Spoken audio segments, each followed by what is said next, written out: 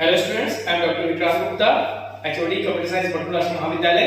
और आज हम जो लेकर आए हैं टॉपिक वो है सॉफ्टवेयर। अभी तक जो हम पढ़ते आ रहे थे वो था computer hardware. Computer hardware that means physical components of the computer system that is known as hardware, जैसे मॉनिटर, कीबोर्ड, माउस, जिसको हम टच कर सकते हैं, वियर आउट कर सकते हैं, ठीक है, महसूस कर सकते हैं टच करके, वो हमारा हार्डवेयर है। लेकिन हार्डवेयर को चलाने वाला भी होना चाहिए, खाली अकेला हार्डवेयर हम संचालित नहीं कर सकते। तो जब भी हम बात करते हैं कंप्यूटर सिस्टम की, और प्रीवियस डेफिनेशन हम पढ़ चुके हैं कि कंप्यूटर क्या होता है, तो हमने जनरल जो कॉन्सेप्ट है हमारा कि computer is an electronic machine in which we can store, record, manipulate and retrieve data और इंफॉर्मेशन। ये हम पढ़ चुके हैं कि कंप्यूटर एक विद्युत उपकरण है। लेकिन जब हम बात करते हैं कंप्यूटर हार्डवेयर की, उसको संचालित करने की, तो हमारे दिमाग में बहुत सारे एलिमेंट्स आते हैं। और जब हम कंप्यूटर एलिमेंट्स की बात करते हैं तो वहां मेजर एलिमेंट्स के रूप में जो होता है hardware, software, data, people and procedure. ये 5 प्रकार के एलिमेंट्स होते हैं, जिसमें मोस्ट इंपॉर्टेंट जो कॉन्सेप्ट होता है वो होता है आपका हार्डवेयर एंड सॉफ्टवेयर। तो अगर हम इन अदर वर्ड्स अगर हम बात करते हैं कि व्हाट इज कंप्यूटर, हमारे सामने क्वेश्चन आ रहा है कि व्हाट इज कंप्यूटर, तो हम बोल सकते हैं वहां पर computer is a combination of hardware and software. तो हार्डवेयर के बारे में हमने देखा कि हार्डवेयर क्या होता है, फिजिकल कंपोनेंट्स होता है। लेकिन एक हार्डवेयर को चलाने के लिए हमको जिस इंपॉर्टेंट एलिमेंट्स की आवश्यकता होती है वो होता है हमारा सॉफ्टवेयर। नाम से ही पता चल रहा है सॉफ्टवेयर, ठीक है, सॉफ्टली जो अवेलेबल होता है, ठीक है, जिसका कोई फिजिकल अपीयरेंस नहीं होता है। तो सॉफ्टवेयर क्या होता है, जब हम सॉफ्टवेयर के बारे में पढ़ते हैं तो software is a collection of program, procedure and associated documents. हम बोल सकते हैं यहाँ पर कि हमारा जो सॉफ्टवेयर है वो प्रोग्राम या प्रक्रिया या उस एक दूसरे संबंधित दस्तावेजों का समूह होता है, वो हमारा सॉफ्टवेयर कहलाता है। और जब हम सॉफ्टवेयर की बात करते हैं तो सॉफ्टवेयर क्या हुआ, जैसा हमने देखा कलेक्शन ऑफ प्रोग्राम। अब यह क्वेश्चन अराइज हो रहा है कि व्हाट इज प्रोग्राम, क्योंकि प्रोग्राम का ही सॉफ्टवेयर है, तो प्रोग्राम क्या है। तो प्रोग्राम क्या होता है, set of instructions called a program, निर्देशों का समूह हमारा प्रोग्राम कहलाता है। तो ऐसे ही कई प्रोग्राम का समूह जो होता है, जिस प्रकार यहाँ पर कई निर्देशों का समूह प्रोग्राम हो रहा है, उसी प्रकार कई प्रोग्राम का समूह जो होता है वो आपका कहलाता है सॉफ्टवेयर, ठीक है। तो कंप्यूटर सॉफ्टवेयर जो होता है वो सॉफ्टली अवेलेबल होता है, कंप्यूटर सिस्टम में हार्डवेयर में इंस्टॉल किया जाता है, जिसको हम देख सकते हैं, ठीक है, और हम अपने निजी कार्यों को संचालित करने के लिए या हमारे जो विशेष प्रकार के कार्य होंगे, सामान्य उद्देश्य होंगे, उनको संचालित करने के लिए हम पर्टिकुलर सॉफ्टवेयर का इस्तेमाल करते हैं। तो बिना सॉफ्टवेयर के हार्डवेयर का कोई अपीयरेंस नहीं होता, कोई अस्तित्व नहीं होता है। उसी प्रकार हार्डवेयर के बिना सॉफ्टवेयर को भी अस्तित्व नहीं है। अर्थात एक दूसरे के ये क्या है, पूरक होते हैं। ये एक दूसरे के, अगर हम कॉम्प्लीमेंट्री बात करें तो बिना हार्डवेयर के सॉफ्टवेयर का कोई अस्तित्व नहीं है, और बिना सॉफ्टवेयर के हार्डवेयर का संचालन नहीं कर सकते हैं। इसलिए सॉफ्टवेयर बहुत ही इंपॉर्टेंट हो जाता है।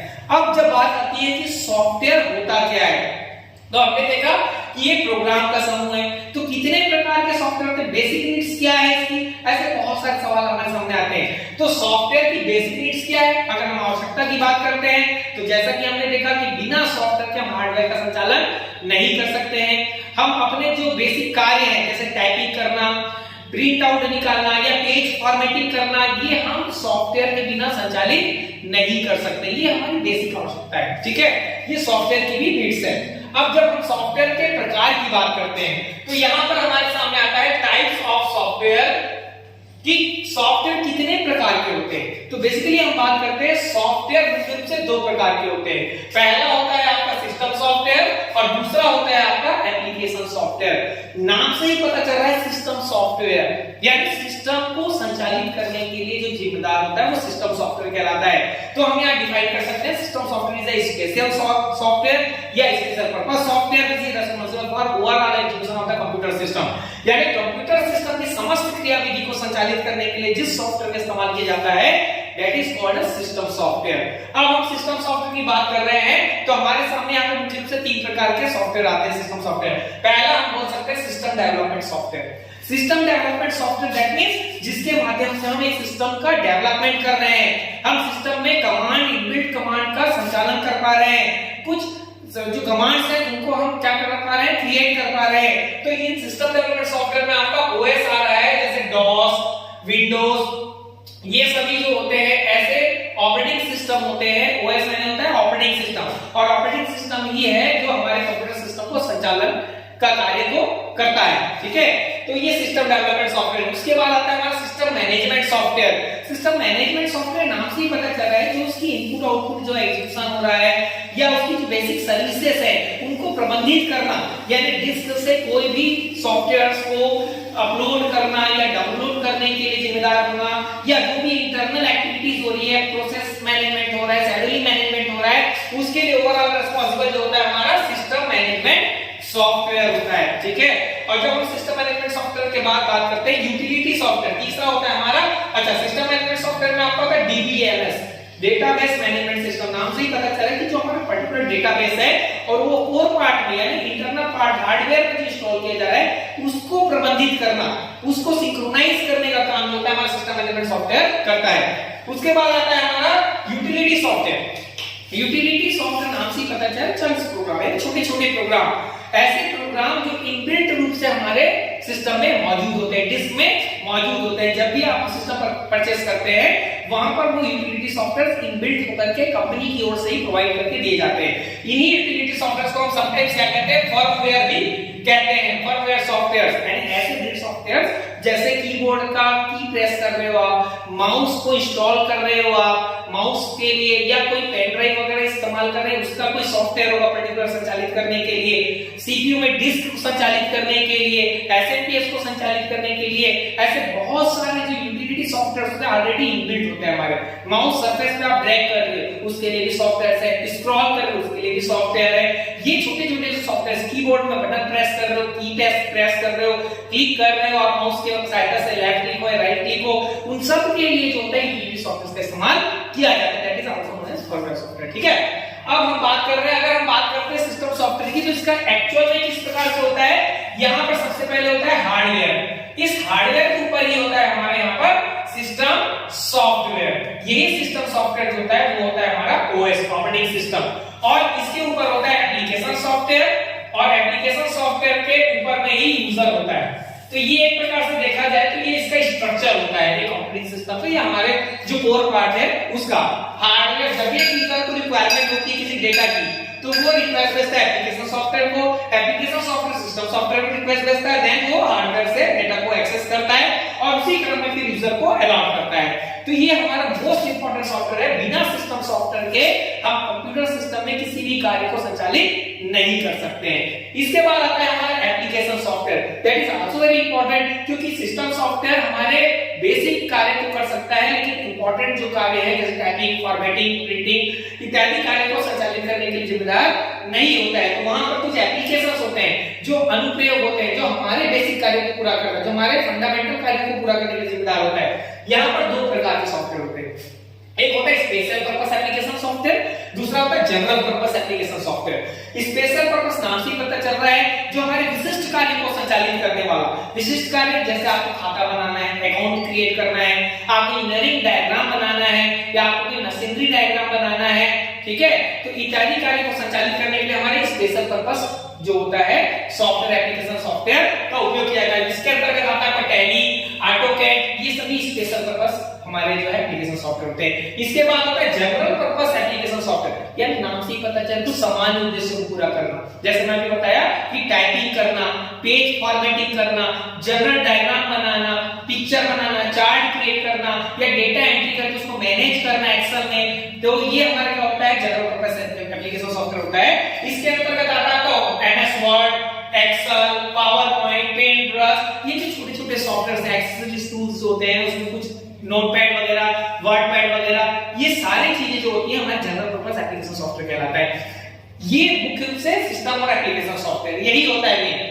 इनके अलावा कुछ बेसिक टेक्नोलॉजी और है जिस पर मैं फोकस करना चाह रहा हूं, जैसा हमारे सामने है फर्मवेयर सॉफ्टवेयर। अभी मैंने आपको बताया utility software, firmware software is also known as utility software which is already installed, pre-installed software, यानी इनबिल्ट रूप से जो हमारे सिस्टम में डालकर दिया जाता है एक्टिविटीज को एग्जीक्यूट कराने के लिए, हमारे हार्डवेयर की एक्टिविटीज को, छोटी छोटी एक्टिविटीज को संचालित करने के लिए वो हमारा फर्मवेयर होता है। फिर आता है open source, freeware open source software, ये अभी मार्केट में बहुत प्रचलित है क्योंकि कई कंपनीज होती है अपने सॉफ्टवेयर्स का चार्जेस लेती हैं। तो वैसे सिचुएशन में कुछ जो पब्लिक सेक्टर में जो रिसर्चर्स बैठे हैं या डेवलपर्स हैं, उन्होंने क्या किया, कुछ एप्लीकेशन सॉफ्टवेयर सॉफ्टवेयर या अपने सिस्टम सॉफ्टवेयर क्रिएट किया उन्होंने और फ्रीली अवेलेबल इंटरनेट पर कर दिया, तो वो फ्रीली अवेलेबल होने के कारण फ्रीवेयर कहलाए। और फ्रीवेयर होने के साथ उन्होंने अपने सोर्स कोड को भी डाल दिया, लेकिन उसके साथ एक कंडीशन रखी कि कोई भी उसको यूजर जो है डाउनलोड कर सकता है, फ्रीली अवेलेबल है इसलिए उसको फ्री में डाउनलोड कर सकता है, उसके सोर्स कोड को डाउनलोड कर सकता है, फेरबदल कर सकता है, उसमें कुछ अपना योगदान दे सकता है, कंट्रीब्यूट कर सकता है और एक नया सॉफ्टवेयर डाल करके फिर भी उसको फ्रीली अवेलेबल करना है। वहां पर उसको बेच नहीं सकता, वो उसको सेल आउट नहीं कर सकता है, इसलिए वो फ्रीवेयर ओपन सोर्स कहलाता है। जैसे लाइनेक्स एक बहुत ही फेमिलियर ऑपरेटिंग सिस्टम है, ओपन ऑफिस जो है ये सभी जो है फ्रीली अवेलेबल है, फ्रीवेयर ओपन सोर्स सॉफ्टवेयर कहलाते हैं। इसके बाद आता है आपका स्पाईवेयर नाम से ही पता चल रहा है कि मैलिशियस सॉफ्टवेयर है, मालवेयर सॉफ्टवेयर है जो आपको बैड लिंक से कोई भी जो हैकर्स क्रैकर्स होते हैं या अनऑथराइज्ड पर्सन होते हैं वो आपके सिस्टम में इंटरनेट के माध्यम से या ऑनलाइन माध्यम से या किसी एक्सटर्नल स्टोरेज डिवाइस के माध्यम से आपको लिंक सेंड कर देंगे, या कोई सॉफ्टवेयर जो होता है ना, लिंक सॉफ्टवेयर होता है उसको अपलोड कर देंगे, तो उनके माध्यम से वो क्या हो जाता है, या कोई आप इंटरनेट से या प्ले स्टोर से सेलफोन की बात करें, वो भी एक बहुत महत्वपूर्ण हमारा आज का एक पॉइंट ऑफ की तरह ही हो गया है। तो सेलफोन में जब आप गूगल प्ले स्टोर से कोई एप्लीकेशन सॉफ्टवेयर इंस्टॉल कर रहे हो और फ्री अवेलेबल, तो आपको सोचना पड़ेगा कि वो फ्री अवेलेबल क्यों है। हो सकता है जब आप उसको डाउनलोड करें तो उसके साथ एक स्पाईवेयर सॉफ्टवेयर भी आपके सिस्टम में इंस्टॉल हो जाए आपके सेलफोन में, और आपके सेलफोन की आपके सिस्टम की सारी जो एक्टिविटीज है, आपकी गैलरी, आपका कांटेक्ट, आपका जो अकाउंट डिटेल है, वो सारा वो क्या कर देगा, जो क्रिएटर कंपनी है उसको सेंड कर देगा, जिसके कारण वो उसका मिसयूज भी कर सकता है, बेच सकता है या उसको ब्लॉक कर सकता है आपके अकाउंट्स को। ठीक है, ये हमारा स्पाईवेयर सॉफ्टवेयर। वैसे रैनसमवेयर सॉफ्टवेयर ये भी एक मैलवेयर सॉफ्टवेयर होता है, ये बहुत ही इंपॉर्टेंट है क्योंकि अमेरिका में भी 2017 में इसका बहुत बड़ा एक प्रोपेगेंडा हुआ था। वहां पर क्या हुआ था कि कुछ अनऑथराइज्ड जो हैकर्स है, अनऑथराइज्ड पर्संस है, उनके द्वारा एक रैनसमवेयर सॉफ्टवेयर क्रिएट किया गया और सारे के बैंकिंग सेक्टर में छोड़ दिया गया, उसको अपलोड कर दिया गया। उसकी सहायता से वो क्या किए, जितने भी यूजर्स थे बैंक्स के, वो सारे यूजर के अकाउंट को उन्होंने ब्लॉक कर दिया, हैक कर लिया और बदले में वो पैसे की डिमांड कर रहे थे। तो रैनसमवेयर जनरली क्या करता है कि आपके अकाउंट्स को ब्लॉक कर देता है, आपके ईमेल आईडी को ब्लॉक कर देगा और ओपन करने के नाम से फिर आपको पैसे की डिमांड करेगा। वो रैनसमवेयर सॉफ्टवेयर, मैलिशियस सॉफ्टवेयर होता है। तो आई होप आपको ये समझ में आ गया होगा ओवरऑल क्या है। आप बार-बार इस लेक्चर्स को देख सकते हैं और उसको रिवाइज कर सकते हैं। ठीक है, थैंक यू वेरी मच।